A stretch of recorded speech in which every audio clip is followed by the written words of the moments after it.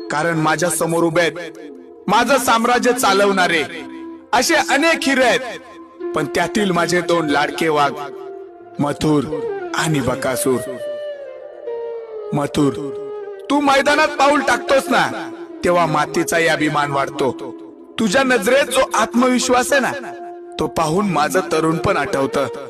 आणि बकासूर, तुझ्याबद्दल तर काय बोलावं, तू तर वीज आहेस रे, वीज जी आकाशात कडाडते आणि मैदानात धडाडते अशी वीज.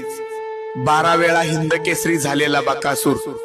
तुला सांगू का, हे फक्त किताब नाहीत, ही इतिहासाची ओळ आहे. तू मैदानात उतरतोस तेव्हा गर्दी थरथरते. तो जोश, ती ताकद, ती मला माझ्या जिंकलेल्या लढायांची आठवण करून देते.